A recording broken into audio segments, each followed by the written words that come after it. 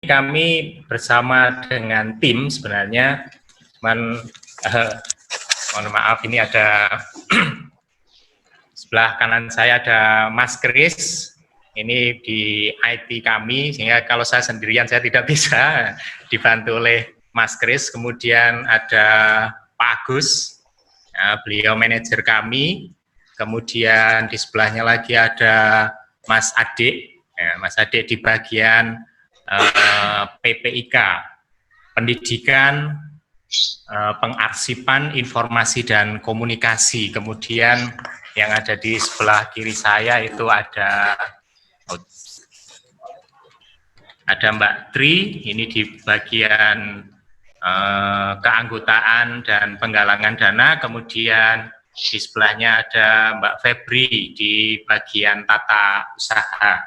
Semoga malam hari ini kami bisa men-sharingkan apa yang terjadi, menjadi dinamika pembelajaran bersama. Tentunya nanti juga banyak hal yang bisa kami dapat dari kesempatan malam hari ini. Mohon masukan-masukan, kiranya nanti bisa, tentunya dari apa yang kami sampaikan masih banyak kekurangan dan sisi-sisi lemahnya, tentunya seperti itu. Baik, kami coba mulai. Mohon maaf ini sebelumnya karena saya baru pertama kali ini untuk ikut dalam forum semacam ini, jadi mohon maaf kalau nanti ada hal-hal yang kurang berkenan.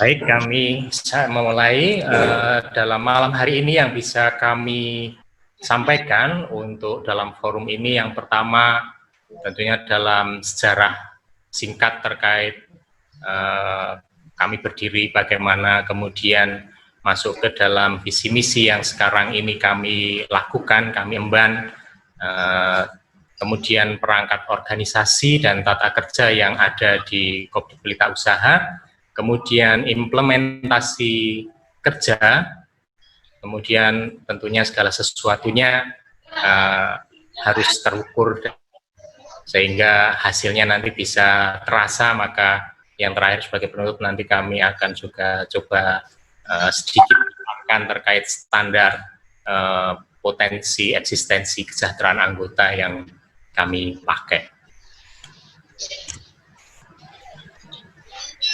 Untuk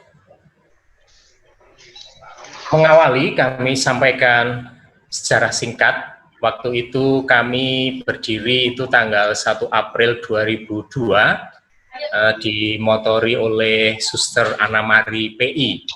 Waktu itu beliaunya prihatin melihat kondisi para karyawan Yayasan PI waktu itu. Setiap gajian uangnya habis, tetapi di sisi lain ada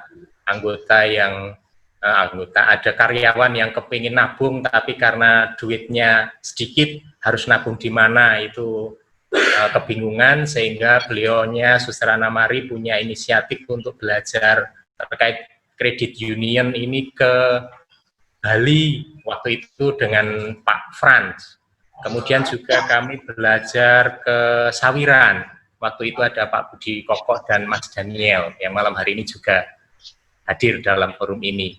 Kemudian juga kami belajar dari Mas Aji dan kawan-kawan di Lestari, ya. Itu sejarah singkat kami untuk pada saat proses berdiri.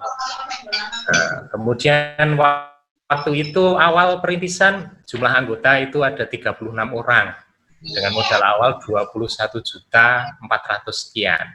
21 juta itu dari iuran, dan yang 20 juta itu dikasih pinjam dari Yayasan PI gitu. Ceritanya seperti itu.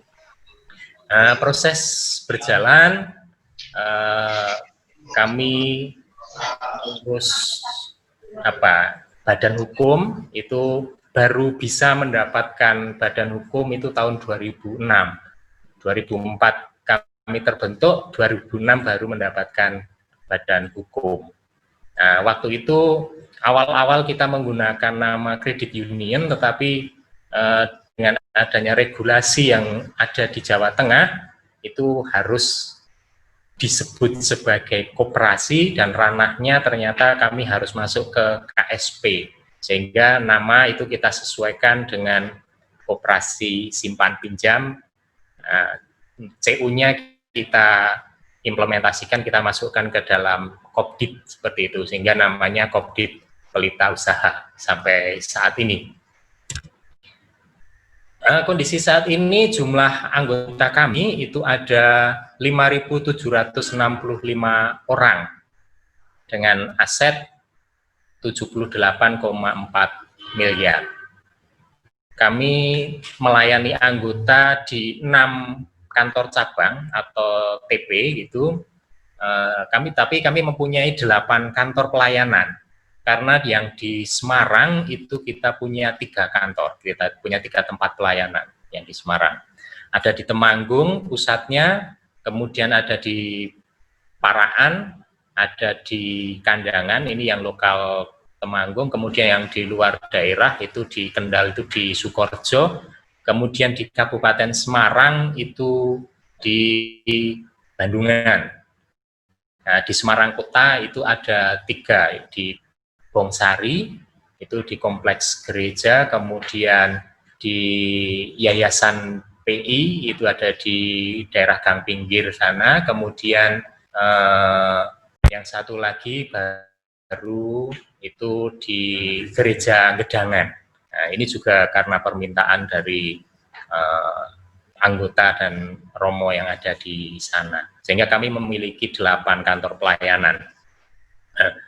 Dari 6 kantor cabang itu kami memiliki 171 wilayah dan unit kerja. Nah, wilayah dan unit kerja nanti akan kami sampaikan apa itu wilayah dan unit kerja, nanti kita ada yang bisa kami sampaikan nanti. Kemudian dari masing-masing kantor cabang itu kami ada paguyuban koordinator wilayah. Jadi masing-masing wilayah itu ada 1 penanggung jawabnya, itu koordinator wilayah yang dibantu oleh sekretaris wilayah, seperti itu. Kemudian dalam perjalanan waktu kami mengemban visi dan misi. Untuk visinya kita kepingin mewujudkan kesejahteraan bersama berdasar jati diri koperasi yang profesional. Artinya ini kesejahteraan bersama itu dalam anggota, gitu, maksudnya seperti itu. Kemudian kita kita turunkan dalam misi yang kita emban, kita lakukan setiap hari dalam pelaksanaannya. Itu yang pertama, melaksanakan tata kelola usaha simpan pinjam secara profesional dan inovatif. Kemudian yang kedua itu meningkatkan kesejahteraan anggota melalui pendidikan, pemberdayaan usaha, serta jejaring usaha anggota. Yang ketiga, menumbuh kembangkan budaya investasi dan mentalitas wirausaha. Yang keempat, melayani seluruh golongan masyarakat. Jadi tidak ada golongan-golongan yang kita diskriminasi seperti itu. Nah, pemberdayaan wilayah itu maksudnya menjawab dari misi tadi. Untuk yang pemberdayaan wilayah ini merupakan proses aktualisasi dari potensi anggota dalam lingkup wilayah atau unit kerja yang meliputi sumber daya manusia, kemudian sumber daya sosial dan ekonomi, serta sumber daya alam lingkungan hidup yang ada dalam wilayah atau teritori anggota. Kemudian yang disebut sebagai wilayah atau unit kerja itu dimaksudkan sebagai pengelompokan anggota dalam rangka pendekatan komunikasi dan relasi antar anggota berdasarkan kedekatan tempat tinggal. Itu yang wilayah. Kemudian untuk unit kerja itu pengelompokan anggota berdasarkan tempat di mana anggota itu bekerja. Wilayah dan unit kerja ini dikoordinir oleh seorang koordinator, yaitu Korwil, dan dibantu oleh seorang sekretaris. Sedangkan jumlah untuk anggota di wilayah itu antara 20 sampai 50 orang anggota, kemudian yang untuk unit kerja itu antara 15 sampai 50 orang. Ada perbedaan jumlahnya di sana karena unit kerja kadang karena sedikitnya tenaga kerja anggota yang bekerja dalam satu bidang pekerjaan, sehingga kita turunkan gridnya sehingga dengan 15 orang itu bisa membangun satu komunitas seperti itu. Kemudian ada Pak Korwil. Pak Korwil ini adalah paguyuban dari para koordinator wilayah. Merupakan forum komunikasi dan koordinasi antar Korwil atau Sekwil di masing-masing kantor cabang. Korwil ini juga nantinya berfungsi sebagai perwakilan dari anggota pada saat mengikuti rapat anggota tahunan. Jadi kami sejak tahun 2014 itu sudah melaksanakan rapat anggota tahunan dan rapat anggota perencanaan itu secara perwakilan. Jadi kita tidak mengundang semua tidak mengundang semua anggota yang 5.000 sekian anggota itu, tetapi perwakilan-perwakilan ini yang kita undang. Nah, bagaimana aspirasi anggota itu bisa kami tangkap, itu ada jenjang-jenjang yang bisa kita lakukan. Yang pertama adalah rapat anggota di tingkat wilayah itu sebagai rapat pra-RAP. Jadi rapat pra-RAP, rapat anggota perencanaan. Jadi sebelum rapat anggota perencanaan, kami mengumpulkan anggota-anggota di dalam satu wilayah atau unit kerja. Di sana kita menggali aspirasi dari anggota, kemudian hasilnya itu dibawa oleh Korwil-Korwil dalam forum rapat anggota perencanaan. Demikian juga yang terjadi pada saat rapat anggota tahunan. Kemudian untuk tadi di di pemetaan keanggotaannya, kemudian di sisi usahanya kami untuk mendukung proses atau bisnis pokok simpan pinjam itu kami mengupayakan pemberdayaan terhadap usaha anggota. Jadi ada program, kalau waktu itu disebut sebagai PUPA dan JARSA, pendampingan pemberdayaan usaha perekonomian anggota dan jejaring usaha antar anggota. Itu yang jadi. Kemudian dalam perkembangan waktu yang sisi PUPA, pemberdayaan usaha dan perekonomian anggota, kita sederhanakan, kita fokuskan ke pemberdayaan usaha anggota, seperti itu. Nah, PUPA sendiri merupakan proses stimulasi atau fasilitasi kepada anggota untuk menumbuh kembangkan partisipasi aktif anggota dalam meningkatkan kesejahteraan anggota dan masyarakat. Harapannya dengan adanya pemberdayaan usaha, perekonomian anggota itu bisa aktif, kemudian tentunya akan berimbas ke dalam usaha pokok kita, yaitu simpan pinjam. Nah, sehingga untuk mendukung simpan pinjam itu kita berupaya untuk memberdayakan anggota sehingga anggota itu bisa sungguh aktif, seperti itu. Kemudian jejaring usaha antar anggota ini merupakan struktur regulasi usaha-usaha anggota yang dibangun dalam sistem jejaring dengan berbasis kekeluargaan dan demokrasi ekonomi. Jadi tidak ada tekanan atau paksaan untuk agar anggota itu seperti apa, tetapi kita upayakan, kita bantu hasil-hasil usaha anggota itu bisa terdistribusi distribusi bisa terpasarkan seluas-luasnya. Nah, ini sebagai contoh, ini langsung kami sebutkan kemarin Mas Haji datang ke Temanggung itu sekaligus membawa misi mencari beras katanya itu. Nah, kebetulan itu tadi kami juga sudah sampaikan ada rekan anggota yang bersedia gitu untuk bisa mensupport kebutuhan dari anggota di Lestari Wonosobo, sehingga mohon ini nanti juga bisa kita tindak lanjuti untuk berikutnya. Ya, Mas Haji ya. Terima kasih Mas Haji. Tuh. Jadi contoh langsung seperti itu. Baik, untuk apa ya,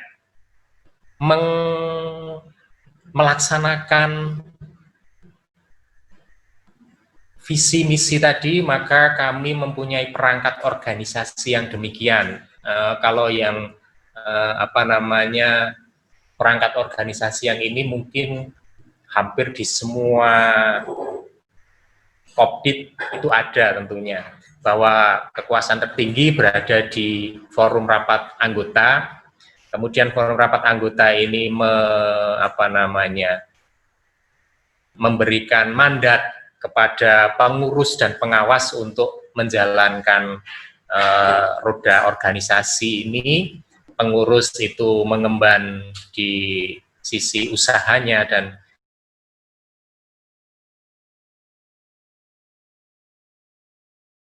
tugas dan fungsinya, maka pengurus ini tugas pengurus ini, maka pengurus menunjuk atau mengangkat manajemen selaku perwakilan untuk melayani anggota. Nah, di bawah dari pengurus itu tadi kita punya Pak Korwil, di mana Pak Korwil ini merupakan paguyuban dari para koordinator wilayah di masing-masing wilayah ini. Seperti itu. Nah, seperti tadi sudah kami sebutkan bahwa Pak Korwil ini nanti yang berperan aktif dalam forum rapat anggota. Untuk struktur kepengurusan kami terbagi seperti ini. Yang pertama ada ketua tentunya, kemudian dibantu oleh sekretaris dan bendahara. Sekretaris itu menangani terkait dengan administratif, kemudian bendahara di sisi keuangan dan usaha. Kemudian agar implementasi dari kerangka besar visi misi itu bisa terrealisasi dengan baik, harapannya seperti itu, maka di kepengurusan itu kita tidak menyebut sebagai anggota pengurus, tetapi kita sebut langsung masuk ke pembagian tugas dan fungsinya dari anggota pengurus itu, yaitu kita sebut sebagai wakil ketua bidang. Nah, wakil ketua bidang ini ada 4 bidang yang ada. Yang pertama adalah wakil ketua bidang pemberdayaan sumber daya manusia. Nah, pemberdayaan sumber daya manusia ini cakupannya bukan hanya sekedar SDM manajemen saja, tetapi sumber daya manusia yang ada di Kopdit Pelita Usaha itu dinamikanya itu akan dikelola, dipikirkan oleh Wakabit PSDM ini. Kemudian yang berikutnya adalah Wakabit Pemberdayaan Wilayah. Nah, kewilayahan secara spesifik tadi yang mengelola atau mengampu di pembagian keanggotaan. Nah, ini yang kemudian pengembangan kewilayahan dan lain sebagainya, pemberdayaan wilayah dan sebagainya itu diampu oleh Wakabit Pemberdayaan Wilayah ini. Kemudian berikutnya ada Wakabit Pemberdayaan Usaha Anggota. Nah, ini yang spesifik sebenarnya malam hari ini itu berkepentingan untuk bisa sharing sebenarnya beliaunya Bapak Ari, namun karena ada kendala teknis, ibunya itu sakit sehingga malam hari ini beliau Pak Ari Yuli belum bisa matur di hadapan Ibu Bapak sekalian untuk sharing, sehingga menunjuk kami untuk menyampaikan sharing malam hari ini. Mohon maaf Ibu Bapak sekalian. Kemudian yang berikutnya terkait dengan Wakabit Litbang, penelitian dan pengembangan. Nah, ini yang terkait dengan dinamika yang terjadi di Kopdit Pelita Usaha, semua akan direkod oleh Litbang ini, kemudian pengembangannya nanti seperti apa juga akan dilakukan di Wakabit Litbang. Nah, seperti tadi kami sampaikan bahwa di mana pengurus ini tidak bisa melakukan kegiatannya secara pribadi, maka pengurus mengangkat manajemen. Maka turunannya di manajemen itu ada manajer, itu dibantu oleh audit internal, kemudian di bagian kearsipan dan kekaryawanan itu ada kabak tata usaha, kemudian yang teknis-teknis pelaksanaan usaha Kopdit itu dibagi dalam tiga kabit, tiga bidang, yaitu bidang keanggotaan dan penggalangan dana, kemudian bidang perkreditan dan pendampingan usaha anggota. Kemudian yang berikutnya itu bidang pendidikan, pengarsipan, dan informasi komunikasi. Nah, bagian dan bidang ini menangkap turunan tata kerja dari struktur pengurus. Kabak TO itu menjadi menangkap turunan kerja dari sekretaris, kemudian di kabit keanggotaan dan penggalangan dana itu menangkap pekerjaan dari tugas fungsi dari Wakabit Pemberdayaan Wilayah. Kemudian di bidang perkreditan dan pendampingan usaha anggota itu menangkap tugas dan fungsi dari Wakabit Pemberdayaan Usaha Anggota, sementara yang menangkap Wakabit menangkap Litbang itu ada di Kabit PPIK, Pendidikan, Pengarsipan, dan Informasi Komunikasi. Kemudian di masing-masing kantor cabang itu yang masuk ke struktural itu adalah Kakancap, Kepala Kantor Cabang. Ada sedikit perbedaan mungkin dengan teman-teman CU lain terkait dengan istilah. Jadi kami di Pelita Usaha itu memakai istilah nasional kantor cabang. Kalau di CU-CU biasanya menggunakan istilah tempat pelayanan, itu kantor pelayanan. Nah, baik, kita lanjutkan untuk struktur kepengawasan. Itu ada ketua, ada sekretaris, kemudian dibantu kalau yang umumnya itu sebagai anggota pengawas, kita lebih spesifikasi lagi tugas dan fungsinya sehingga agar tidak terjadi istilah Jawane bansiladan. Nah, pembagian tugasnya jelas, maka kita langsung spesifik sebutkan ke pengawas bidang kelembagaan, pengawas bidang usaha, dan pengawas bidang keuangan. Ini yang terjadi di kami sehingga masing-masing peran itu bisa jelas. Ya. Kemudian kita coba masuk ke implementasi pemberdayaan anggota. Tadi secara strukturalnya kita sudah kenal, kemudian apa saja yang kami lakukan untuk mewujudkan visi misi ini kepada anggota. Kegiatan-kegiatan stimulasi dan fasilitasi yang kami lakukan itu diantaranya ada pelatihan kewirausahaan, itu pernah kita lakukan. Kita bekerja sama dengan STM Pembangunan Temanggung, kebetulan di sana juga ada program sehingga kita jalin komunikasi dan kerjasama dengan STM Pembangunan. Kemudian ada pelatihan cerdas keuangan atau financial literacy. Kemudian ada pelatihan fasilitator, TOT. Kemudian ada juga kita laksanakan sarasehan kewirausahaan.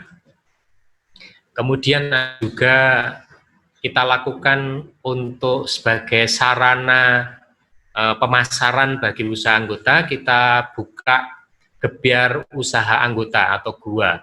Nah, gebyar usaha anggota ini kalau bentuknya yang pernah saya lihat itu hampir sama dengan yang dilakukan waktu itu di Kosayu, CU Kosayu Malang. Nah, kami waktu itu diundang pada saat RAT dan pelaksanaannya hampir mirip-mirip seperti itu. Kita undang anggota yang punya usaha untuk menggelar usahanya, kita buatkan event agar ada banyak pengunjung. Nah, sehingga harapannya dengan gebyar usaha anggota ini, usaha-usaha anggota itu bisa dikenal oleh khalayak. Nah, sejarah dari gebyar usaha sendiri itu sebenarnya waktu itu kami diundang oleh Pemda untuk ikut terlibat dalam pameran pembangunan. Setelah kami terlibat 2 kali peristiwa tahun 2014 dan 2015, waktu itu kita tinjau kembali, ternyata budgeting yang ada pada saat kita mengikuti pameran pembangunan yang digelar oleh Pemda itu sangat mahal dan dampak bagi anggota itu kurang mengena, sehingga kita upayakan agar dana yang keluar ini bisa kita kelola, dan ternyata puji Tuhan, alhamdulillah gebyar usaha anggota ini mendapat respon positif dari anggota. Kita sudah menggelar 3 kali gebyar usaha anggota, yang pertama di kantor pusat, yang kedua di kantor cabang Bandungan, kemudian yang ketiga di Semarang. Yang keempat harapannya akan kita gelar tahun 2019 ini, tapi terkait dengan peristiwa 2020, mohon maaf, tahun 2020 ini kita gelar, harapannya kita gelar di kantor pusat kembali, tapi ternyata ada pandemi sehingga kita tunda pelaksanaannya. Nah, dari gebyar usaha yang kita lakukan, nantinya ini menjadi embrio adanya kelompok-kelompok usaha. Nah, itu nanti akan kami sampaikan terkait dengan Kusangga, kelompok usaha anggota. Nah, menunjang gebyar usaha anggota yang setahun sekali, pada saat menjelang Lebaran, untuk memenuhi kebutuhan-kebutuhan anggota, kita juga menggelar bazar usaha anggota. Nah, bazar usaha anggota itu kita gelar sebagai persiapan kita membantu anggota untuk mempersiapkan Hari Raya Idul Fitri. Nah, itu kita juga gelar bazar usaha anggota ini, kita laksanakan di setiap kantor cabang dengan memfasilitasi kebutuhan dari, juga memberi kesempatan kepada anggota yang punya usaha untuk kembali menampilkan, menggelar usahanya. Kemudian yang berikutnya yang kami lakukan untuk membantu pemberdayaan anggota, itu kita mencoba sebagai penghubung distribusi hasil usaha anggota. Sebagai yang kami contohkan seperti tadi, sebagai sarana penghubungnya kita hanya sekedar sebagai penghubung, bukan melakukan. Seperti tadi dengan Lestari itu yang kami informasikan juga, bahwa kemarin kami komunikasi dengan anggota yang memiliki beras dan bersedia. Nah, ini nanti tindak lanjutnya juga nanti akan langsung ke Lestari, seperti itu. Waktu itu juga kami ada hasil produksi pertanian yang ada di Temanggung, kita distribusikan ke Semarang, yang notabene perkotaan tidak ada hasil pertanian. Nah, anggota butuh hasil-hasil itu, sebagai contohnya brambang, maka kita distribusikan brambang ke Semarang. Kemudian yang terbaru itu tadi juga ada kelompok usaha anggota atau Kusangga, ini masih dalam proses perintisan, sehingga Mohon maaf kalau nanti sharing kami ini kurang lengkap atau belum bisa sesuai dengan yang diharapkan oleh Ibu Bapak sekalian di masing-masing CU-nya. Nah, ini contoh dari pelatihan kewirausahaan yang kami lakukan, itu bekerja sama dengan STM Pembangunan. Ini kita lakukan waktu itu di beberapa tempat. Ini di beberapa tempat, beberapa kali peristiwa. Ya. Yang berikutnya yang terkait dengan Kusangga. Kelompok usaha anggota merupakan salah satu implementasi dari program pendampingan usaha dan perekonomian anggota yang dilakukan secara berkelompok. Kalau yang tadi di pelatihan kewirausahaan itu masing-masing pelaku usaha, anggota pelaku usaha itu secara pribadi kita dampingi. Nah, kalau yang di Kusangga, kelompok usaha anggota itu kita mencoba mengorganisasi para pelaku usaha itu agar sebenarnya ini menjadi langkah strategis kami agar yang kami lakukan itu efisien dan efektif. Kalau kami harus mendampingi satu persatu anggota itu dirasa agak berat gitu, sehingga kami mencoba piye carane. Nah, kami coba kumpulkan teman-teman itu dalam satu kelompok sehingga pada saat pendampingan cukup satu kali tetapi semua bisa kena, sedangkan kalau harus satu persatu ini meski yang perorangan itu tetap kami lakukan tapi kita upayakan juga dengan yang bersama-sama seperti itu. Nah, ini peristiwa kebiarusaan anggota yang pertama yang diresmikan oleh Bapak Bupati Temanggung waktu itu, Pak Bambang, bersama dengan Ibu dari Dinas Provinsi, Bu Sugianti, ya, dari Dinas Provinsi. Ini pelaksanaan basar usaha anggota yang menjelang Lebaran itu, sehingga ada kebutuhan-kebutuhan jelang Lebaran itu hadir di sana. Ya. Yang berikutnya terkait dengan model Kusangga. Jadi kami mengemas waktu itu untuk mengelompokkan usaha anggota ini. Waktu itu banyak diskusi apakah kita akan membagi dalam kelompok jenis-jenis usahanya, seperti ada industri, ada jasa, ada perdagangan. Namun demikian kemudian dalam dinamika yang terjadi kami sepakat yang kami pakai adalah dengan model. Artinya dengan model ini harapannya nanti lebih bisa menangkap kebutuhan dari anggota. Nah, model yang kami angkat untuk Kusangga itu ada 6 model, yaitu model pertokoan, model kuliner, model industri, kemudian model plasma, kemudian pelayanan sosial, dan jejaring. Sebenarnya di jejaring ini sendiri, ini juga menjadi istilahnya dari masing-masing model, kelima model di atas, pertokoan, kuliner, industri, dan plasma itu antar model ini bisa saling berjejaring. Namun demikian ada yang lebih spesifikasi lagi, ini adalah jejaring yang sifatnya kelompok usaha, kelompok anggota yang memfasilitasi agar jejaring baik yang antar model maupun yang perorangan itu bisa lebih mengenal lagi, maka kita mengangkat juga Kusangga dengan model jejaring. Nah, penjelasannya seperti ini, bahwa untuk model pertokoan itu kita adalah kegiatan usaha yang menetap maupun bergerak, artinya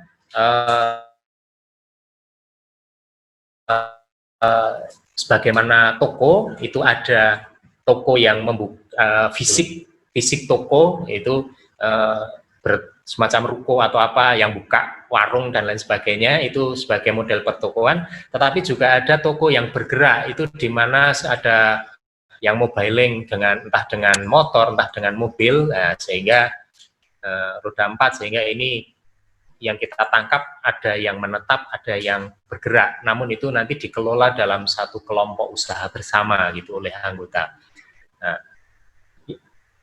Masing-masing anggota yang terlibat itu saling memfasilitasi untuk penjualan barang-barang kebutuhan anggota yang lain maupun masyarakat, baik berupa hasil usaha dari anggota kami maupun dari hasil dari lembaga-lembaga terkait, seperti itu. Jadi kita memfasilitasi itu yang model pertokoan.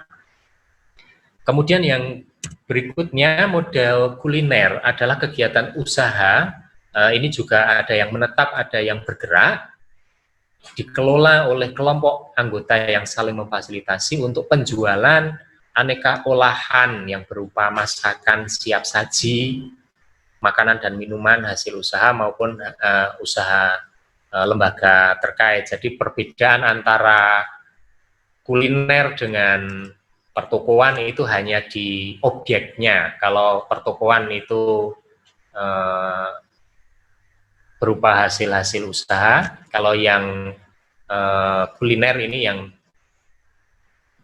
hanya terkait dengan olahan masakan siap saji, seperti itu.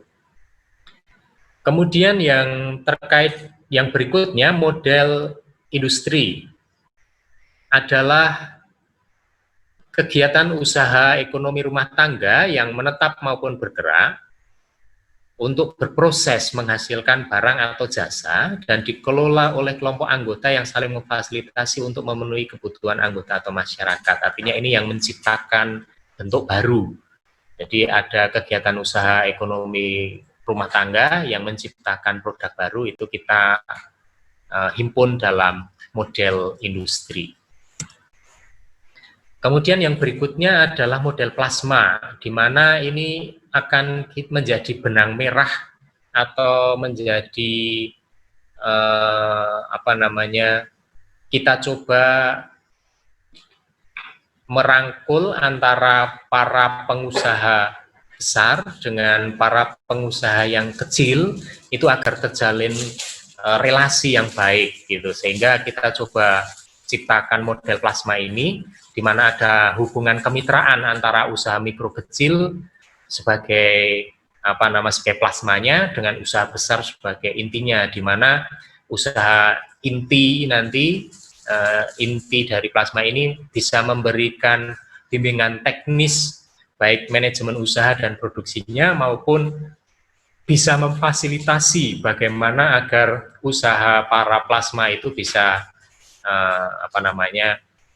memperoleh dan menguasai untuk peningkatan teknologi yang diperlukan dalam peningkatan efisiensi dan efektivitas produksi di para plasmanya. Ada hubungan imbal balik di sana. Yang kami contohkan dengan plasma ini adalah ternak ayam, baik pedaging maupun petelur. Nah, ini yang akan kita upayakan ke sana arahnya. Kemudian yang berikutnya adalah model Kusangga, model jasa pelayanan sosial, di mana kami menangkap sementara ini yang bisa kami fasilitasi, harapannya bisa dilakukan oleh anggota itu kebutuhan kesejahteraan anak dan lansia. Jadi yang kami tangkap waktu itu ada kebutuhan, kalau yang dari siklus kehidupan itu untuk siklus usia produktif itu sudah terfasilitasi dari model-model yang lain, tetapi kesejahteraan anak dan lansia ini belum ada yang memperhatikan, sehingga kita coba tangkap itu dan kita implementasikan dalam jasa pelayanan sosial. Untuk anak-anak kita contohkan semacam daycare atau PAUD, usia dini. Nah, ini yang kita tangkap. Kemudian yang untuk usia lanjut itu bentuknya adalah semacam panti jompo. Nah, itu harapannya yang bisa kita fasilitasi nantinya. Kemudian yang adalah bentuk jejaring, model jejaring, di mana usaha kelompok anggota ini saling memfasilitasi untuk melakukan perdagangan barang-barang atau jasa yang diperlakukan oleh anggota maupun masyarakat, baik perseorangan maupun secara kelembagaan. Jadi jejaring ini sifatnya akan lebih luas lagi. Ya. Ini yang kami lakukan terkait dengan itu. Nah, bagaimana kami mengukur kinerja kami untuk peningkatan kesejahteraan anggota ini? Jadi kami ada standarisasi potensi, eksistensi, dan kesejahteraan anggota. Menurut versi kami coba tuangkan itu seperti ini. Ini sedikit contoh.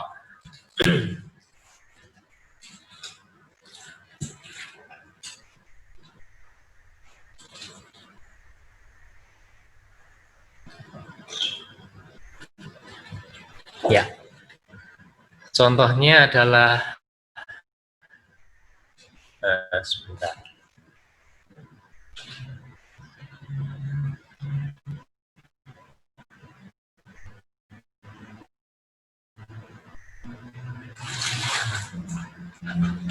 Mohon maaf, apakah ini sudah tampil atau belum ya? Belum, Mas, masih muter, Mas. Oke, ya, kita tunggu. Ini dengan tabel Excel kami coba untuk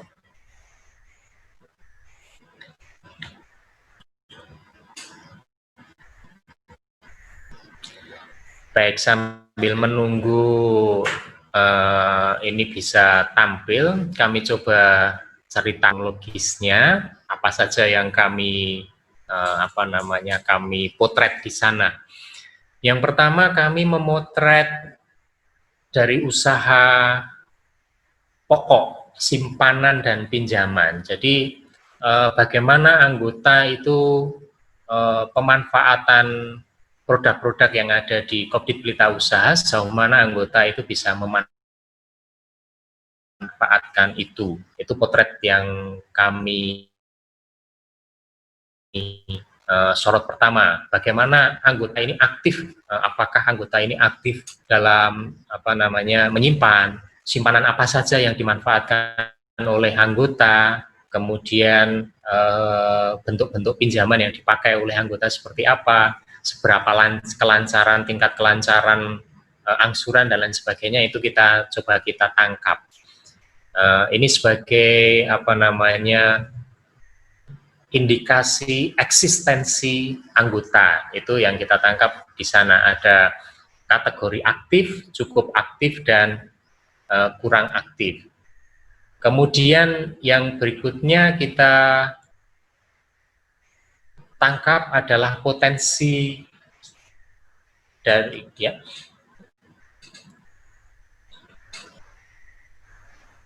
kita tangkap potensi dari anggota dilihat dari yang pertama dari pendidikan formal, artinya dengan pendidikan formal yang tinggi, tentunya daya serap atau daya pikirnya itu nantinya akan lebih berpotensi dibanding meski tidak melulu dari pendidikan formal, tapi kita juga akan melihat dari pendidikan pelatihan di Kopdit seberapa aktif yang ada. Kemudian keikutsertaan dalam tim kerja, dalam kepanitiaan event-event yang kita selenggarakan, itu juga kita coba kita potret menjadi standar potensi bagi anggota. Kemudian kita coba potret juga tingkat pendapatan dari anggota itu. Seperti apa, seberapa besar pendapatannya.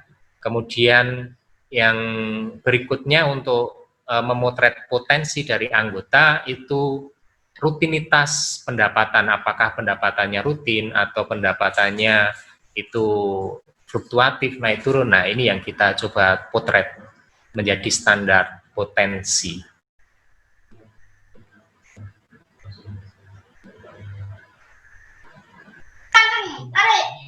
Mas Dion, apakah memang ada file yang masih perlu dibuka? Karena share screen-nya berhenti nih Mas. Oke.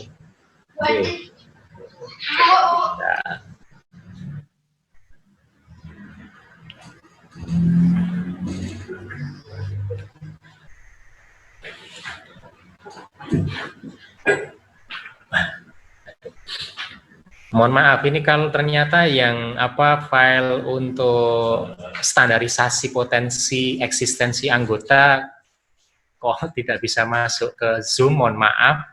Tapi gambarannya kurang lebihnya tadi seperti itu, sehingga kita mencoba memotret dari potensi anggota dilihat dari produktivitasnya, dari pendapatannya, dari pendidikannya, baik pendidikan formal maupun pendidikan yang di dalam gerakan CU sendiri, itu kita potret untuk sebagai potensinya. Nah, seberapa nanti kita korelasikan antara potensi anggota dengan eksistensinya dalam pemanfaatan produk-produk yang ada di Kopdit, kemudian juga bagaimana peran serta dari si anggota ini terhadap dinamika yang terjadi di Kopdit Pelita Usaha. Kemudian untuk kesejahteraan anggota itu antara potensi yang ada dengan eksistensi ini kita create, kita masukkan,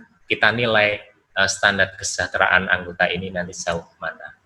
Nah, demikian yang bisa kami sharingkan untuk malam hari ini dari secara singkat, kemudian tata organisasi perangkat organisasi yang ada di lembaga kami yang ada di Pelita Usaha, kemudian menangkap visi dan misi, kemudian kita implementasikan dalam langkah kerja kita pelayanan kepada anggota yang bisa kami informasikan sebagai pematik diskusi pada malam hari ini.